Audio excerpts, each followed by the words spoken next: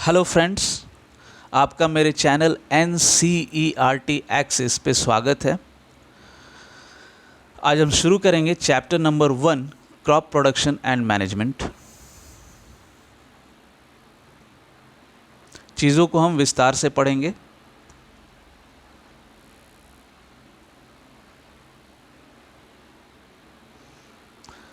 Crop production को हम पहले समझ लेते हैं। क्रॉप को हम हिंदी में फसल कहते हैं। सामान्य भाषा में आप सुनते होंगे फसल, खास करके आप अपने गांव जाते होंगे तो लोगों से आप सुनते होंगे फसल।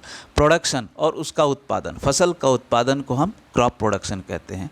एंड मैनेजमेंट, मैनेजमेंट में उसका प्रबंधन, उसका रख रखाव। क्रॉप जब किसी एक पौधे को बड़ी मात्रा में उपजाया जाता है ताकि उसका कुछ कॉमर्शियल बेनिफिट लिया जा सके, खुद खाने के लिए भी रखते हैं किसान और उसको बेचते भी हैं, और ज़्यादा पैसा कमाने के लिए एक बड़ी मात्रा में उपजाते हैं, तो that is called crop production. और जिस फसल को उपजाते हैं उसको हम क्रॉप कहते हैं। जैसे गेहूं का फसल, पूरा मैदान गेहूं के फसल से भर दिए बड़ी मात्रा में उपजाने के लिए, तो गेहूं जो हो गया ये फसल हो गया और उसको हम अंग्रेजी में क्रॉप कहते हैं। Paheli and Bujo went to their uncle's house during the summer vacation. Their uncle is a farmer. One day they saw some tools like खुरपी, sickle, shovel, plow, etc. in the field. पहेली और बूजो अपने uncle के घर जाते हैं गर्मियों की छुट्टी में। उनके अंकल एक किसान हैं। अब किसान हैं तो उनके घर में तो घर में बोलते हैं, उनका तो अपना खेत होगा। तो पहेली और बूजो अपने अंकल के खेत में कुछ औजार देखते हैं, जैसे खुरपी, खुरपी को हम सामान्य भाषा में खुरपी ही कहते हैं।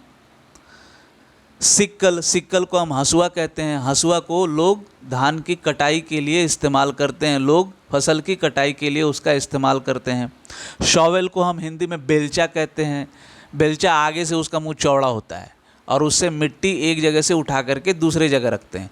प्लॉ, हल को कहते हैं, किसान हल से खेत की जुताई करते हैं। तो पहेली और बूझो इन कुछ औजारों को अपने अंकल के खेत में देखते हैं।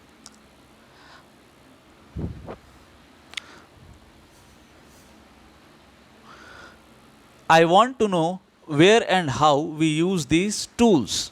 अब बूझो जानना चाहता है कि हम इन औजारों को किधर और किस प्रकार से इस्तेमाल करते हैं। जैसा कि हमने आपको बता ही दिया। You have learned that all living organisms require food. Plants can make their food themselves. Can you recall how green plants synthesize their own food? Animals including humans cannot make their own food.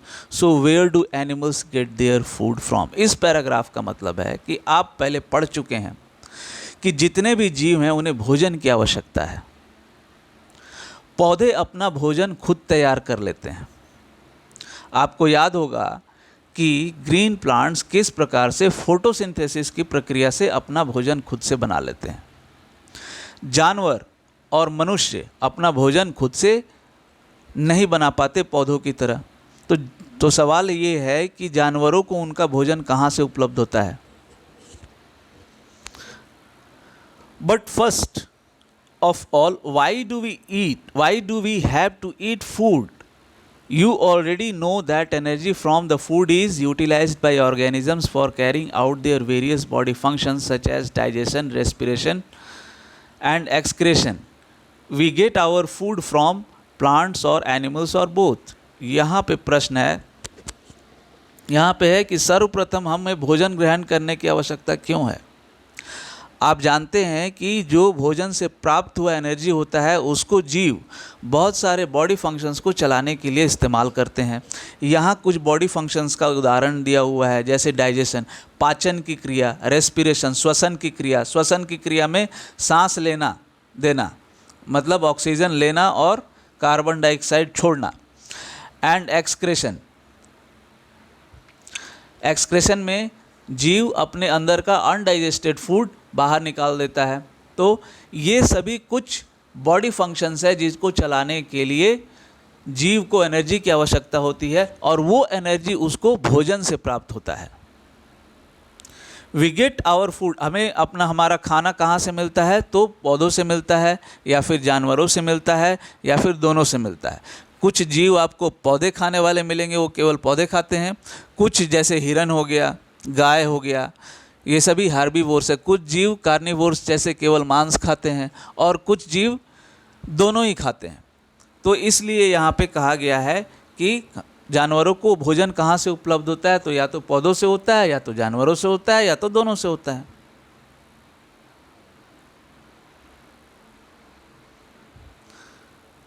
Since we all need food, how can we provide food to a large number of people in our country?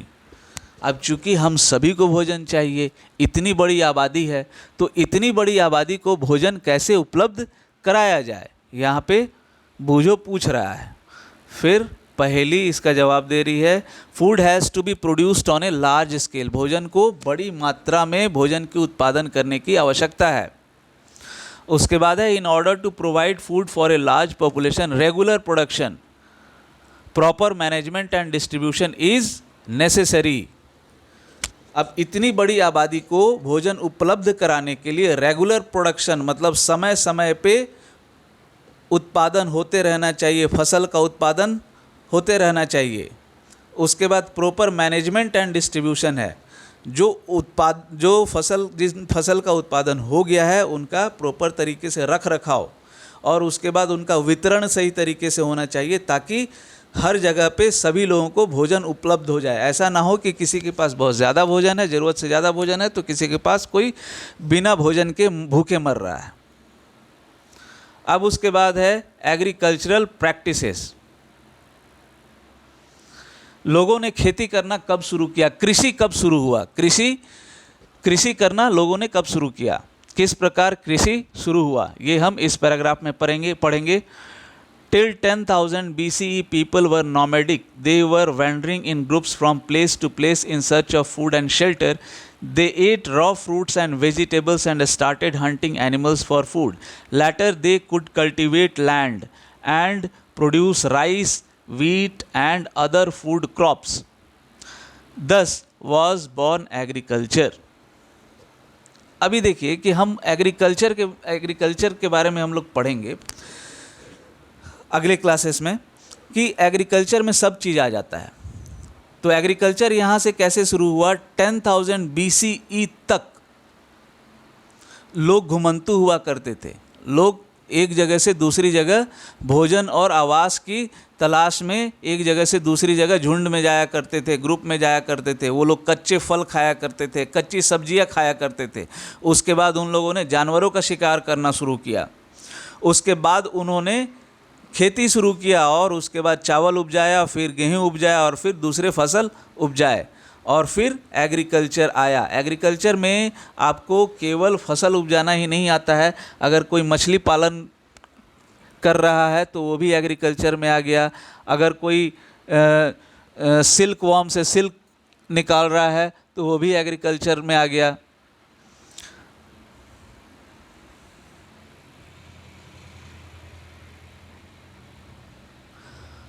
When plants of the same kind are cultivated at one place on a large scale, it is called a crop. For example, crop of wheat means that all the plants grown in the field are that of wheat.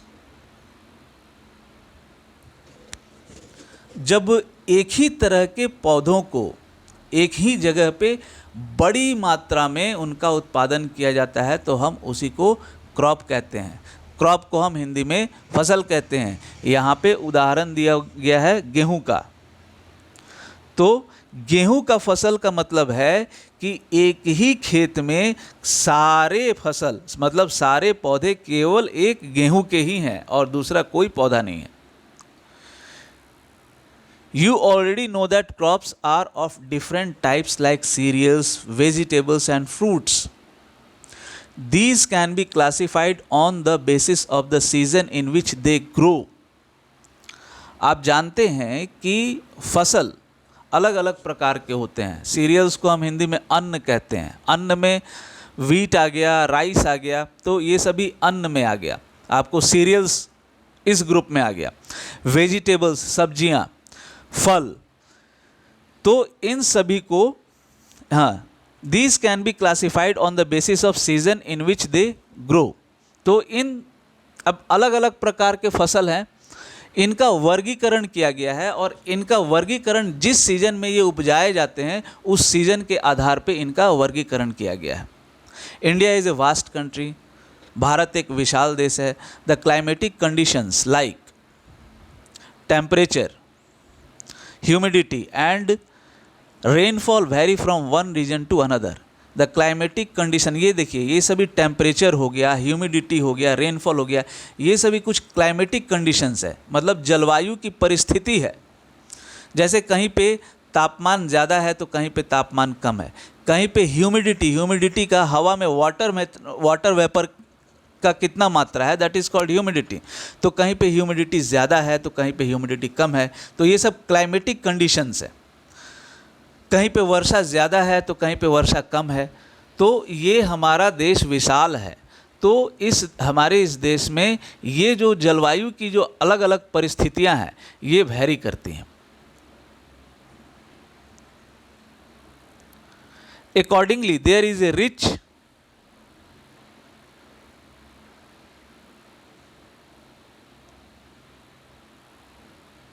variety of crops grown in different parts of the country। अब इस हिसाब से, अब अलग अलग जगह पे अलग अलग प्रकार का जलवायु है, उस हिसाब से अलग अलग प्रकार का विविध प्रकार का भिन्न भिन्न प्रकार के फसल उपजाए जाते हैं हमारे देश में।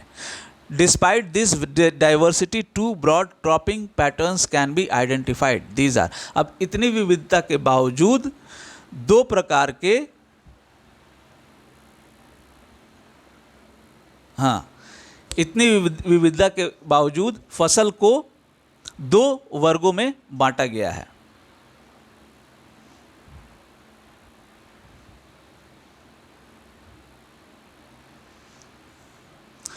खरीफ crops, the crops which are sown, ये पहला वर्ग है, मतलब जो क्लासिफिकेशन हुआ है, क्लासिफिकेशन मतलब उसको बांटना, उसका वर्गीकरण करना। The crops which are sown in the rainy season are called kharif crops. जो फसल बरसात के मौसम में बोए जाते हैं उन्हें हम खरीफ क्रॉप्स कहते हैं। The rainy season in India is generally from June to September. अब ये बरसात का मौसम कब से कब होता है, तो जून से सितंबर तक ये बरसात का मौसम रहता है। इस मौसम में कौन कौन से फसल उपजाते हैं, paddy, maize, soybean, groundnut and cotton are kharif crops. ये सारे फसल, पैडी आपको हम चावल की खेती हम कहते हैं, मेज गेहूँ, सोयाबीन, ग्राउंडनट को हम मूंगफली कहेंगे, और कॉटन, ये सभी खरीफ क्रॉप्स हैं, मतलब ये सभी बरसात के मौसम में उपजाए जाते हैं।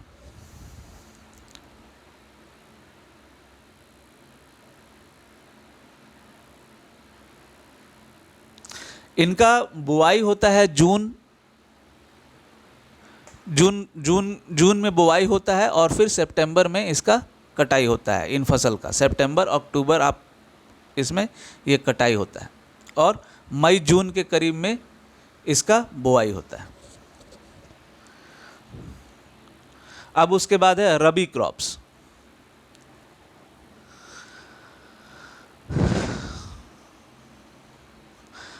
The crops grown in the winter season October to March are called rabi crops. Rabi crops को जाड़े के मौसम में उपजाया जाता है। अब ये जाड़े का मौसम कब से कब तक रहता है, तो अक्टूबर से मार्च तक रहता है। Examples of rabi crops are wheat, gram, pea, mustard and linseed. ये सभी रबी क्रॉप्स के उदाहरण है, मतलब ये दूसरा वर्गीकरण है। और ये दूसरा वर्गीकरण यहाँ ये सीजन के हिसाब से है, और ये जाड़े के मौसम में जो जिन फसल को उपजाया जाता है, ये अभी यहाँ पे एग्जाम्पल दिया हुआ है। वीट हो गया, ग्राम मतलब चना हो गया, पी मटर हो गया, मस्टर्ड सरसों हो गया, और लिनसीड। तो ये सभी कुछ क्रॉप्स हैं जो कि रबी क्रॉप्स कहे जाते हैं, मतलब जाड़े के मौसम में इनको उपजाया जाता है।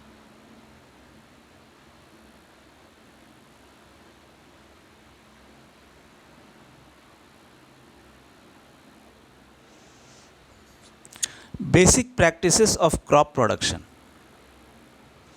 Basic practices of crop production में हम पढ़ेंगे कि किसान फसल को उपजाने के लिए वो क्या क्या करता है।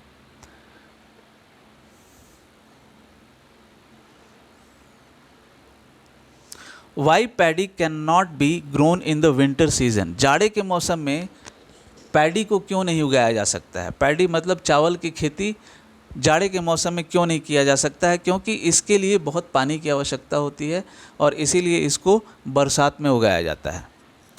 पैडी को हम ठहरे हुए पानी में उसके सीडलिंग को हम बोते हैं। Paddy requires a lot of water, therefore it is grown only in the rainy season.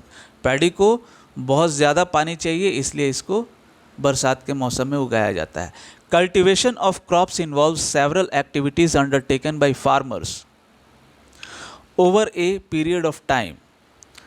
You may find that these activities are similar to those carried out by a gardener or even by you when you grow ornamental plants in your house.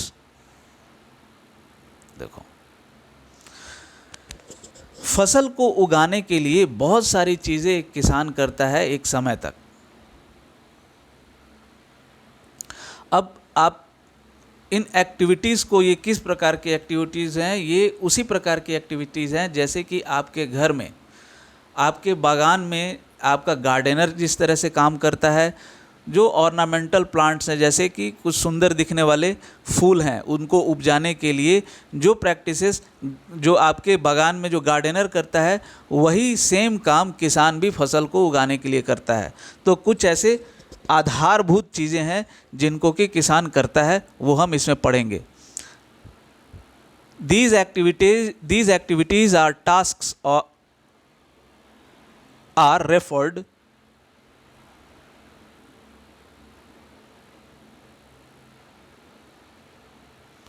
to as agricultural practices which are listed below। अब इन्हीं activities को हम agricultural practices कहते हैं, जो कि किसान फसल को उपजाने के लिए जो काम अपने खेत में करता है उसको एक स्टेप में करता है।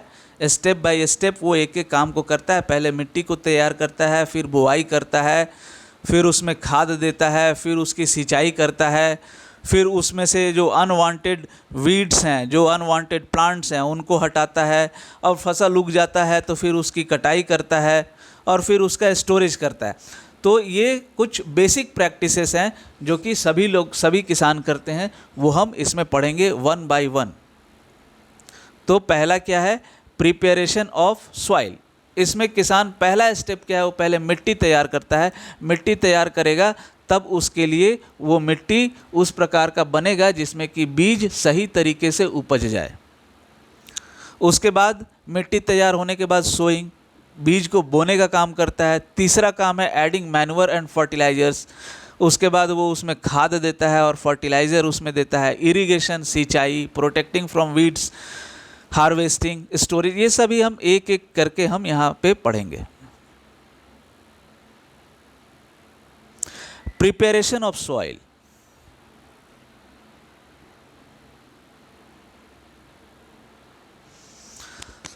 अब मिट्टी हम पहले तैयार करेंगे तब तो उसमें सही तरीके से बीज बो पाएंगे। तो इसको मिट्टी कैसे किसान तैयार करते हैं वो हम इसमें पढ़ेंगे। The preparation of soil is the first step before growing A crop. ये पहला कदम है, ये पहला स्टेप है जो कि किसान पहले मिट्टी तैयार करता है। One of the most important tasks in agriculture is to turn the soil and loosen it. ये बहुत इंपॉर्टेंट काम है। उसमें किसान क्या करता है, मिट्टी को पलटता है। This allows the roots to penetrate deep into the soil. अब मिट्टी को पलटता है किसान और उसको मिट्टी को ढीला करता है, तो इसका फ़ायदा क्या होता है कि जो पौधा है उसका जड़ एकदम नीचे मिट्टी के अंदर तक वो पेनिट्रेट कर जाता है, वो चला जाता है। The loose soil allows the roots to breathe. अब ढीला मिट्टी से क्या होता है कि हवा का आदान प्रदान अच्छा होता है, रूट्स अच्छे से वो सांस ले सकता है। Roots to breathe easily when they go deep into the soil. जब वो नीचे रूट्स अंदर चले जाते हैं डीप और मिट्टी ढीला रहता है, तो उससे क्या होता है कि उसको जो गैसेस का आदान प्रदान करना है वो आदान प्रदान अच्छे से कर लेता है। Why does the loosening of soil allow the roots to breathe easily? क्यों मिट्टी को ढीला करने से जो जड़ हैं, पौधों के जो जड़ हैं, उन्हें सांस लेना उनके लिए आसान हो जाता है।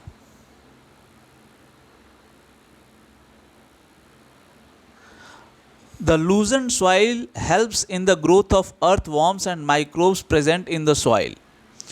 These organisms are friends of the farmer since they further loosen the soil and add humus to it. But why the soil needs to be turned and loosened? अब होता क्या है कि जो मिट्टी ढीला होता है उसमें से उसके अंदर में जो अर्थवॉर्म्स है, जो केंचुए हैं और जो छोटे छोटे जो कीड़े मकोड़े हैं, माइक्रोब्स जिन्हें हम कहते हैं, वो पनपने लगते हैं। और ये जो ऑर्गेनिज्म है इन्हें फार्मर्स फ्रेंड कहा जाता है, क्योंकि ये फिर आगे जा कर के और मिट्टी को ढीला करते हैं और मिट्टी के अंदर में ये ह्यूमस तैयार करते हैं। लेकिन मिट्टी को क्यों पलटना और ढीला करने की आवश्यकता है, यहाँ पे फिर है, You have learnt in the previous classes that soil contains minerals, water, air and some living organisms. आप पिछले क्लासेस में पढ़ चुके हैं कि मिट्टी के अंदर में मिनरल होता है, वाटर होता है, हवा होता है और कुछ जीव होते हैं, छोटे छोटे living organisms. In addition dead plants and animals get decomposed by soil organisms. अब इसके साथ साथ होता क्या है कि जो मरे हुए पौधे और जानवर होते हैं वो सड़ जाते हैं। जो मिट्टी के अंदर में जो कीड़े मकोड़े होते हैं वो उसको सड़ा देते हैं, वो उसको डिकम्पोज कर देते हैं। डिकम्पोज कर देने का मतलब आप कह सकते हैं उसको एकदम ब्रेक डाउन कर देते हैं, उसको खा जाते हैं। In this way various nutrients in the dead organisms are released back into the soil. और इससे होता क्या है कि बहुत सारा न्यूट्रिएंट्स जो कि मरे हुए जीवों में होता है वो वापस मिट्टी में वो चला जाता है। छोटे मोटे जो कीड़े होते हैं उन मरे हुए जीवों को, मरे हुए पौधों को वो खा जाते हैं और खाने के बाद वो उसको वहीं पे डेफिकेट करते हैं और इससे क्या होता है, वहाँ पे ह्यूमस तैयार होता है।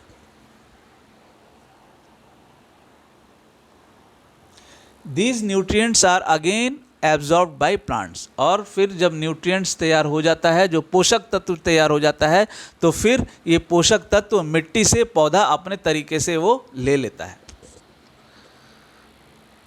Since only a few centimetres of the top layer of soil supports plant growth, turning and loosening of soil brings the nutrient rich soil to the top so that plants can use this nutrients.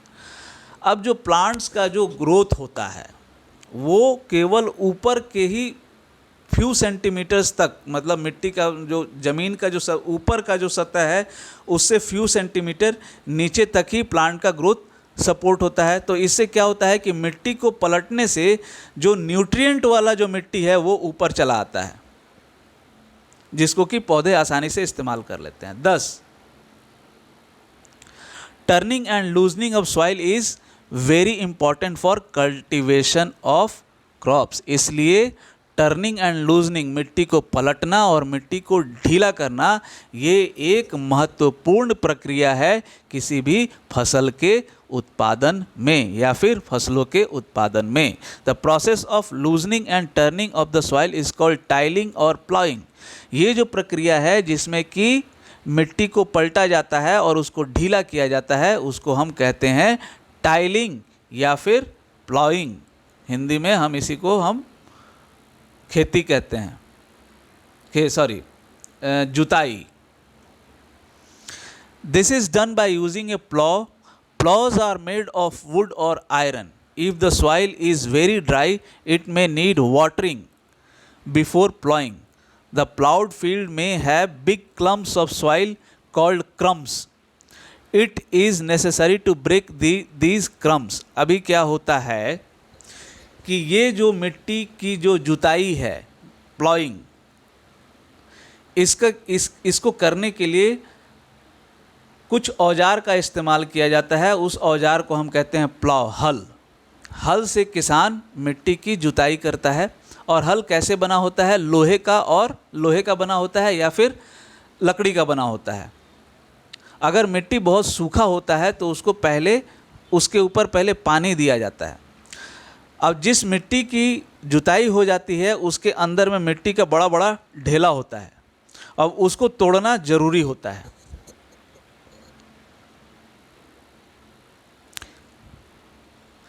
Levelling the field is beneficial for sowing as well as for irrigation. अब मिट्टी को जुताई करने के बाद जो मिट्टी के अंदर में जो ढेला होता है उसको तोड़ना ज़रूरी होता है। उसको तोड़ करके फिर मिट्टी को लेवल किया जाता है, बराबर किया जाता है। और वो बराबर किया जाता है और उससे क्या होता है कि बुआई के लिए वो अच्छा होता है और पानी देने के लिए भी अच्छा होता है, क्योंकि उससे पानी, अगर मिट्टी अगर समतल होता है तो पानी का इवन डिस्ट्रीब्यूशन होता है, हर जगह पानी बराबर बराबर पहुंचता है। ऐसा नहीं है कि पानी खेत में कहीं ज़्यादा पहुंच गया तो कहीं पानी खेत में कम पहुंच गया।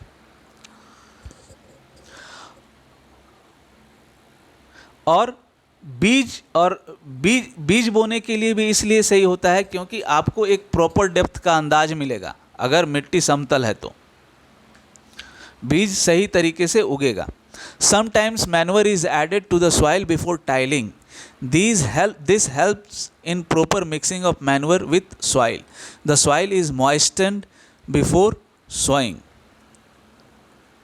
कभी कभी क्या होता है कि हम मिट्टी को पलटने से पहले उसके ऊपर, मिट्टी के ऊपर खाद डाल देते हैं, उसके बाद मिट्टी को पलटते हैं। इससे क्या होता है कि जो खाद है वो मिट्टी के अंदर में अच्छे तरीके से मिक्स हो जाता है और जो मिट्टी है वो गीला हो जाता है। बोने से पहले मिट्टी गीला हो जाता है।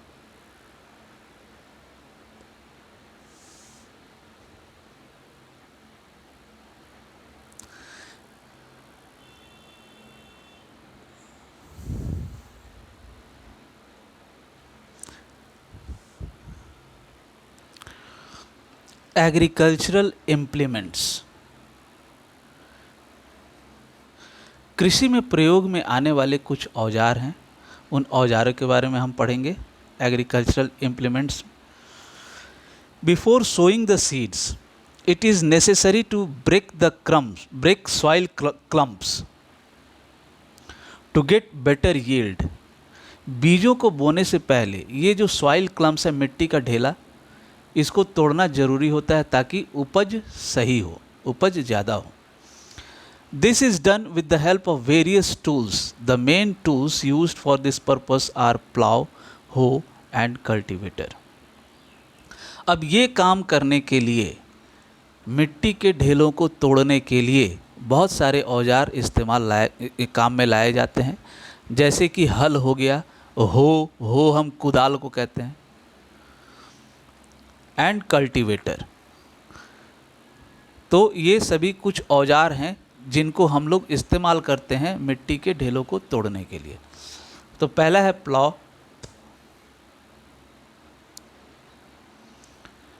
This is being used since ancient times for tilling the soil and adding fertilisers to the crop, removing the weeds and turning the soil. इसको हम कह सकते हैं ये ट्रेडिशनल टूल है। बहुत पहले से ये प्लाव, हल को हम लोग इस्तेमाल कर रहे हैं मिट्टी को पलटने के लिए और फर्टिलाइजर्स ऐड करने के लिए फसल में, वीड्स को हटाने के लिए और मिट्टी को पलटने के लिए। तो हम लोग प्लाव को बहुत पहले से यूज़ कर रहे हैं। This is made of would and is drawn by a pair of bulls और अदर एनिमल्स। ये लकड़ी का बना होता है और इसको बैल का जोड़ा खींचता है या फिर दूसरे जानवरों के, जैसे कि घोड़ा हो गया, घोड़ा का भी जोड़ा खींचता है, कैमल ऊँट का भी जोड़ा खींचता है।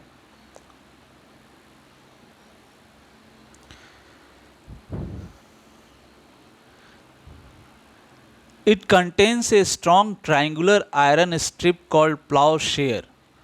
The main part of the plow is a long log of wood which is called a plow shaft. There is a handle at one end of the shaft. The other end is attached to a beam which is placed on the bull's neck. One pair of bulls and a man can easily operate the plow. अब हल के बनावट के बारे में यहाँ पे अगर आप पिक्चर देखेंगे तो समझ में आ जाएगा सब चीज़। ये है प्लॉ शेयर, ये मिट्टी के अंदर में जाता है। ये प्लॉ शैफ्ट है।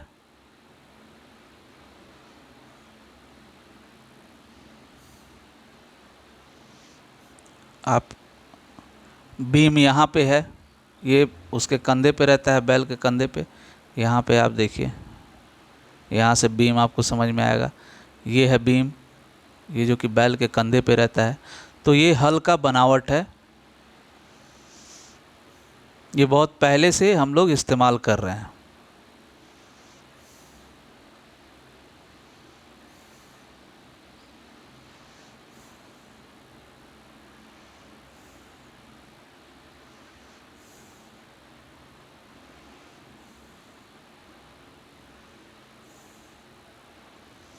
The indigenous wooden plow is increasingly being replaced by iron applause nowadays। आज के समय में जो है लकड़ी के हल के जगह पे लोहे का हल ज़्यादा इस्तेमाल में आ रहा है। हो, it is a simple tool use which is used for removing weeds and for loosening the soil. Weeds वो अनवांटेड प्लांट्स होते हैं जो कि हमारे मेन क्रॉप प्लांट के साथ उग के चले आते हैं। अब होता क्या है कि वो न्यूट्रिएंट्स के लिए compete करने लगते हैं।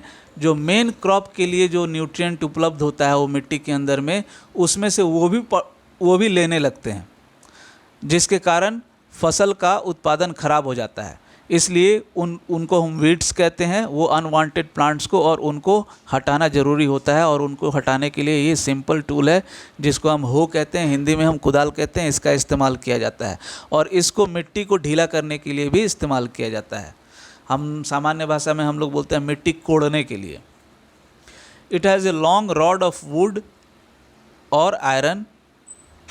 A strong, broad and bent plate of iron is fixed to one of its ends and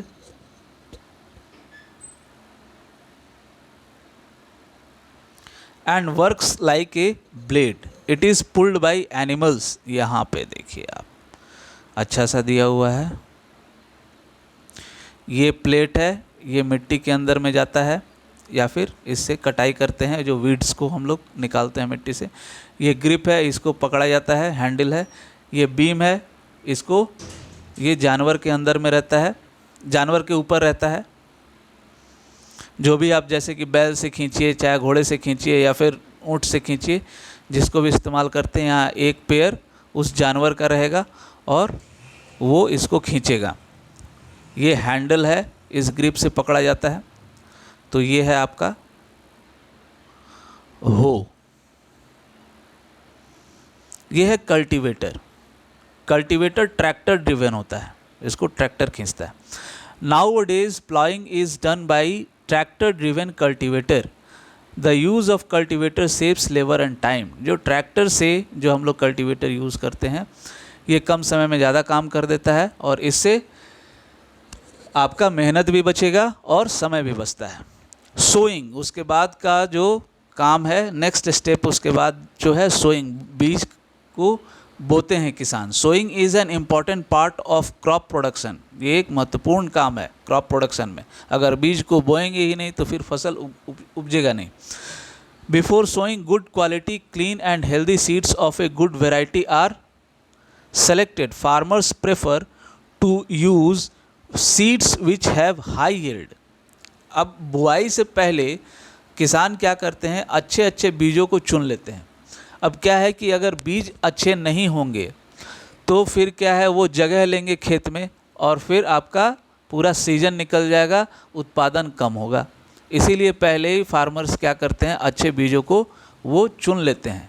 जो हेल्दी बीज होते हैं, जिनके अंदर में कोई बीमारी नहीं होता है, जो खोखला नहीं होता है, उनको पहले फार्मर चुन लेते हैं और उसको बोते हैं ताकि उनका उपज ज़्यादा हो। सिलेक्शन ऑफ सीड्स, अब बीजों को चुनने का एक तरीका है, सिंपल तरीका है। उसको क्या किया जाता है, पानी में डाल दीजिए, जो आलतू फालतू बीज होता है वो ऊपर तैरने लगता है, जो खोखला बीज होता है जिसको कीड़ा खा चुका होता है वो ऊपर तैरने लगता है, वो हम यहाँ पे पढ़ेंगे। One day I saw my mother put some gram seeds in a vessel and pour some water on them. पहली बोल रही है कि एक दिन उसने उसकी माँ को कुछ चने के बीजों को एक बर्तन में डालते हुए देखा और उसमें कुछ पानी डालते हुए देखा। After a few minutes, some seeds started to float on top. अब कुछ मिनट में कुछ बीज ऊपर में तैरने लगे, पानी के ऊपर कुछ तैरने लगे। I wonder why some seeds float on water. मैं सोच में पड़ गई कि क्यों आखिर कुछ बीज पानी के ऊपर तैरने लगे। कुछ चने के दाने, क्योंकि उसकी पहेली की माँ ने क्या, चने को पानी में डाला था, तो चने के कुछ बीज ऊपर में तैरने लगे पानी के।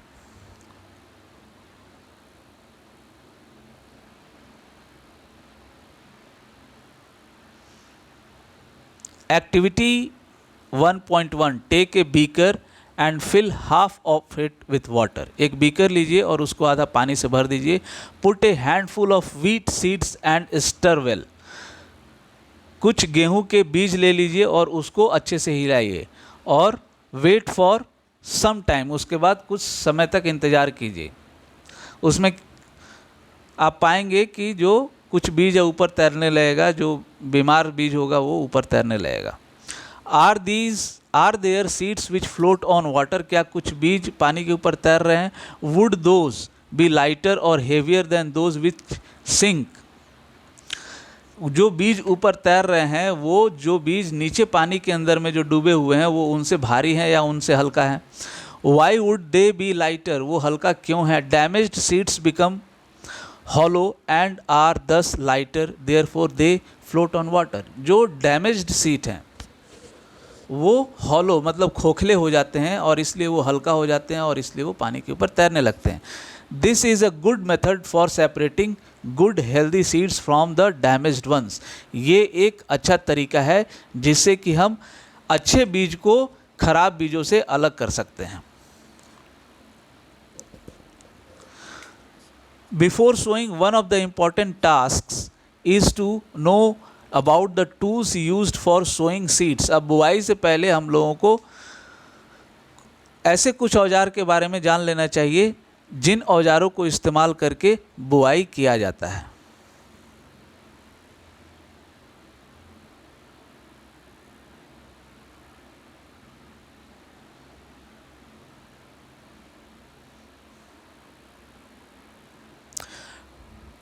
ट्रेडिशनल टूल मतलब जो परंपरागत है, जो परंपरा से चले आ रहा है, पहले से चले आ रहा है।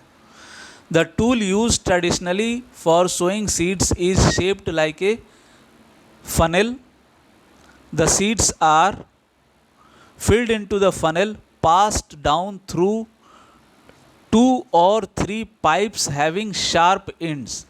These ends purse into the soil and place seeds there. यहाँ पे ट्रेडिशनल जो परंपरागत है, जो हम लोग पहले से ट्रेडिशनली यूज़ कर रहे हैं, यहाँ पे ऊपर में ये फनल है और नीचे में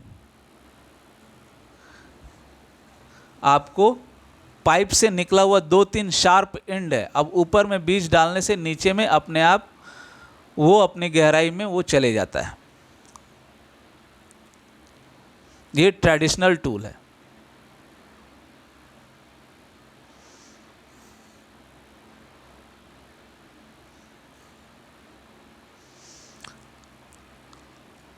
अब उसके बाद है सीड ड्रिल।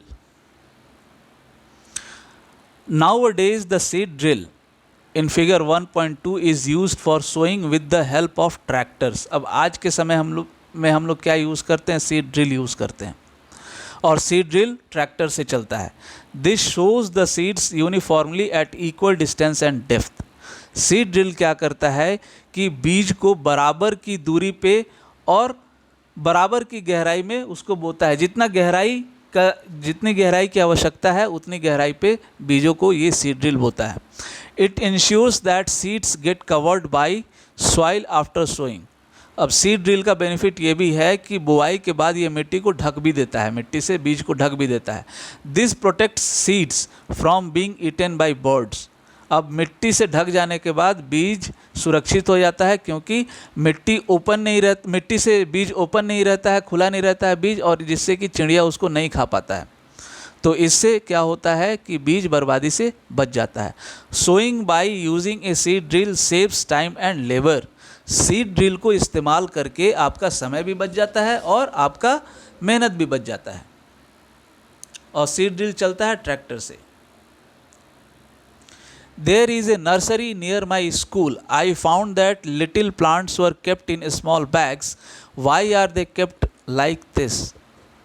बुजो बोल रहा है कि उसके स्कूल के बगल में एक नर्सरी है, नर्सरी में छोटे छोटे पौधे बिकते हैं।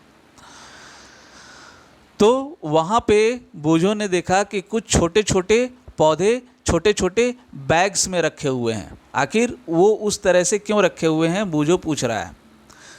अब पहली बता रही है, seeds of a few plants such as paddy are first grown in a nursery. When they grow into seedlings they are transplanted to the field manually. Some forest plants and flowering plants are grown in the nursery. आपको पहले ही बता चुके हैं कि paddy को उगाने के लिए बहुत ज़्यादा पानी की आवश्यकता होती है। खड़े पानी में सीडलिंग बोया जाता है। सीडलिंग होता क्या है कि उसको नर्सरी में सीडलिंग को तैयार किया जाता है। वहाँ पे अच्छे अच्छे बीज को सेलेक्ट करके उसमें से छोटा सा पौधा तैयार किया जाता है, और फिर उस पौधे को मैनुअली हाथ से उठा करके ले जा करके जहाँ पे उसको बोना है वहाँ पे बोया जाता है। तो कुछ फॉरेस्ट प्लांट्स, जंगल में बोए जाने वाले कुछ पौधे होते हैं, कुछ फूल देने वाले कुछ प्लांट्स होते हैं। तो इनको उगाने के लिए इनको क्या किया जाता है, पहले नर्सरी में इनको तैयार किया जाता है, इनका सीडलिंग तैयार किया जाता है। सीड से सीडलिंग बनता है, सीड से एकदम छोटा सा जो पौधा निकल जाता है उसको हम सीडलिंग कहते हैं। तो पहले उनको नर्सरी में तैयार किया जाता है और उसके बाद मैनुअली उसको ले जा करके जहाँ बोना है वहाँ पे उसको बोते हैं। Appropriate distance between the seeds is necessary to avoid overcrowding of plants. This allows plants to get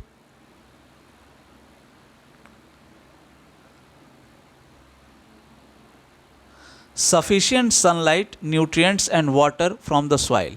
At times, a few plants may have to be removed to prevent overcrowding. क्या है कि जो पौधे जब हम बोते हैं तो उसको एक सही दूरी पे बोया जाना चाहिए। ओवर क्राउडिंग नहीं होना चाहिए, वहाँ पे पौधों का भीड़ नहीं होना चाहिए। पौधों का जब अगर ज़्यादा भीड़ हो जाएगा तो फिर वहाँ पे सनलाइट की कमी हो जाएगी और पोषक तत्व की कमी हो जाएगा, पानी का भी कमी हो जाएगा मिट्टी से। तो इसीलिए पौधों को एक प्रॉपर स्पेसिंग दे करके उसको बोया जाना चाहिए। समय समय पे ओवर क्राउडिंग से बचने के लिए वहाँ से कुछ पौधों को हटाया भी जाना चाहिए।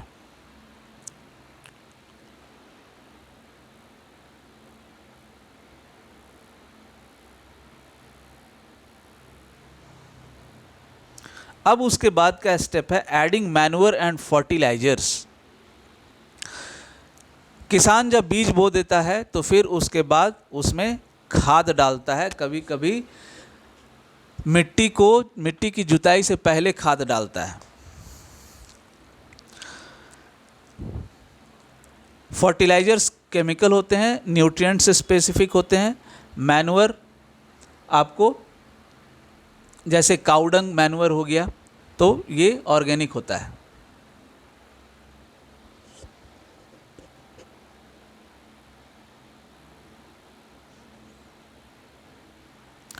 The substances which are added to the soil in the form of nutrients for the healthy growth of plants are called manure and fertilizers. जिन चीज़ों को हम पौधों के अच्छी उपज के लिए जिन चीज़ों को हम पौधों की अच्छी उपज के लिए हम डालते हैं, जिससे कि उनको पौधों के अंदर में जो न्यूट्रिएंट्स हैं उसका कमी पूरा हो जाए, तो उसके अंदर के न्यूट्रिएंट्स के कमी को पूरा करने के लिए हम जिन चीज़ों को डालते हैं उन्हें हम मैन्योर्स एंड फर्टिलाइजर्स कहते हैं।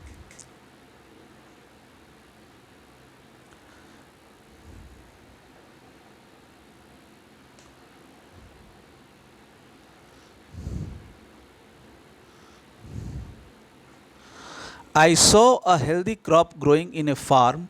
In the neighboring farm, the plants were weak. Why do some plants grow better than others? बूझो कह रहा है कि मेरे खेत में मैंने कुछ हेल्दी फसल को उगते हुए देखा, लेकिन वही पड़ोस का जो खेत है उसमें जो पौधे उगे हुए थे वो कमज़ोर थे। क्यों कुछ प्लांट्स अच्छे तरीके से उगते हैं, हेल्दी होते हैं, और कुछ प्लांट्स कमज़ोर हो जाते हैं?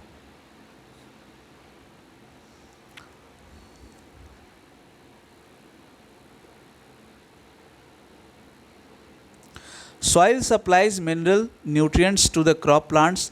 These nutrients are essential for the growth of plants. मिट्टी पौधों को जो जरूरी मिनरल न्यूट्रिएंट्स है वो प्रदान करता है, जो खनिज तत्व है वो प्रदान करता है। खनिज पोषक तत्व हम मिनरल न्यूट्रिएंट्स को कहेंगे, वो मिट्टी प्रदान करता है पौधों को।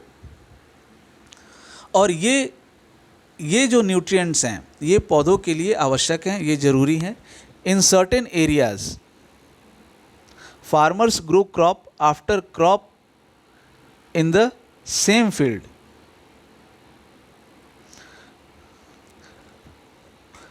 कुछ इलाकों में किसान फसल के बाद फसल उपजाते हैं एक ही खेत में। The field is never left uncultivated और fallow. Imagine what happens to the nutrients. अब क्या है कि जब फसल के बाद फसल तुरंत उपजाएंगे, कभी आप मिट्टी को खाली नहीं छोड़ेंगे, तो उसमें जो न्यूट्रिएंट्स होगा उसका क्या होगा? तो उसमें न्यूट्रिएंट्स कम हो जाएगा। Continuous cultivation of crops makes the soil poor in nutrients. लगातार अगर एक ही खेत पर फसल को उपजाते रहा जाएगा तो उसके अंदर का जो मिट्टी के अंदर का जो न्यूट्रिएंट्स है, जो पोषक तत्व है जो कि प्लांट्स को उपजने के लिए चाहिए, वो कम हो जाएगा। Therefore, farmers have to add manure to the fields to replenish the soil with nutrients. इसलिए किसान को क्या करना पड़ता है? किसान को मिट्टी के अंदर में वो पोषक तत्व डालने पड़ते हैं। This process is called manure. अब वो ये जो प्रक्रिया है जिसमें कि किसान मिट्टी के अंदर में पोषक तत्व की कमी को पूरा करने के लिए डालते हैं, इस प्रोसेस को हम कहते हैं मैन्योरिंग। इम्प्रॉपर और insufficient manuring results in weak plants. अगर सही तरीके से मैन्योरिंग का काम नहीं हुआ रहेगा तो फिर क्या होगा? पौधे कमज़ोर, पौधे जो उपजे होंगे वो कमज़ोर होंगे। Manure is an organic substance. Manure एक ऑर्गेनिक सब्सटेंस है। Obtained from the decomposition of plant and animal wastes. Manure को हम हिंदी में खाद कहते हैं। और ये कैसे तैयार होते हैं? जो पौधे और जानवरों के जो वेस्ट होते हैं वो जब सड़ जाते हैं तो फिर ये मैन्योर तैयार होते हैं। माइक्रो ऑर्गेनिज्म की मदद से ये डिकम्पोज हो जाते हैं। कौन? प्लांट्स और एनिमल के वेस्ट्स, और उससे ये खाद तैयार होते हैं, जैसे गाय का गोबर। Farmers dump plant and animal wastes in pits at open places and allow it to decompose. किसान क्या करते हैं? जो जानवरों के और जो प्लांट के जो वेस्ट हैं उसको एक खड्डे में, एक खुली जगह पे उसको डाल देते हैं और उसको डिकम्पोज होने के लिए छोड़ देते हैं। डिकम्पोज होना पहले भी आपको बता चुके हैं, उसमें माइक्रो ऑर्गेनिज्म का एक्शन होता है और वो पूरा ब्रेक डाउन हो जाता है, वो सड़ जाता है। The decomposition is caused by some micro organisms. Decomposition का काम कौन करते हैं? छोटे मोटे कीड़े मकोड़े, जो माइक्रो ऑर्गेनिजम्स, जो हमें सामान्य आंखों से दिखते नहीं हैं।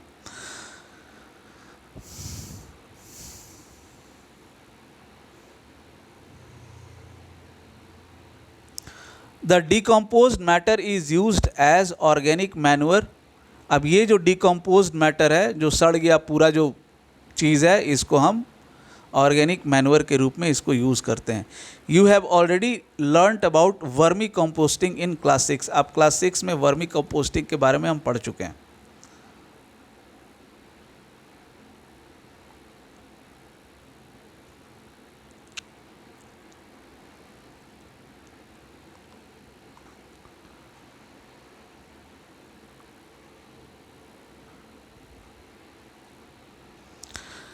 एक्टिविटी 1.2, यहाँ पे एक एक्टिविटी हम करेंगे। क्या है इसमें हम देख लेते हैं। टेक मूंग और gram seeds and germinate them. Take 3 equal sized seedlings. Take 3 empty glasses.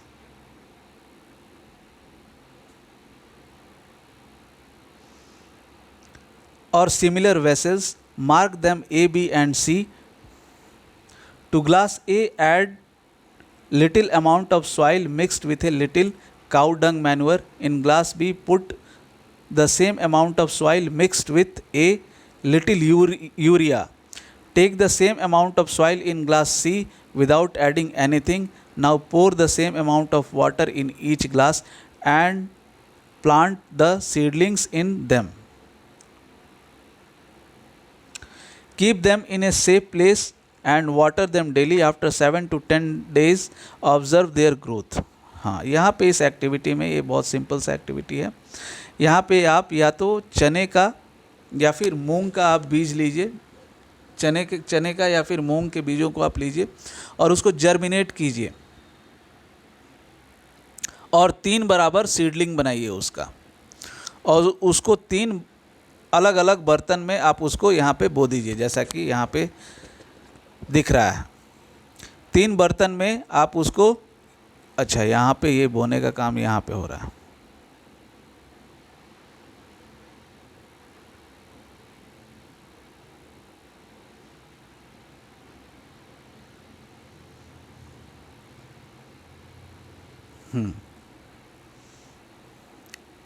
आप उसको 3 बर्तन लीजिए, ए, बी और सी उस पर मार्क कीजिए। पहले वाले में तीनों में आप सीडलिंग डालिए और तीनों में बराबर मात्रा में आप मिट्टी डालिए। पहले वाले में आप क्या कीजिए कि खाद, मिट्टी के साथ खाद मिक्स करके डालिए। दूसरे वाले में आप मिट्टी के साथ यूरिया मिक्स करके डालिए और तीसरे वाले में आप ना खाद डालिए ना यूरिया डालिए, खाली मिट्टी में आप सीडलिंग को, आप चने के दानों को आप बो दीजिए। तो आप पाएंगे क्या कि जो यूरिया वाला है वो सबसे अच्छा से उगा होगा, और जिसमें कि आप कुछ उसके बाद आपको उससे थोड़ा सा लो क्वालिटी में का आपको जो मैन्योर वाला है वो उगा होगा, और सी में सबसे लोवेस्ट क्वालिटी, मतलब सबसे कम उपज आपको सी वाले बर्तन में हुआ होगा। तो ये आपको अंतर है। तो इसके आगे हम अगले वाले पार्ट में हम पढ़ेंगे। Thanks for listening. कृपया वीडियो को लाइक कीजिए, सब्सक्राइब कीजिए और शेयर कीजिए।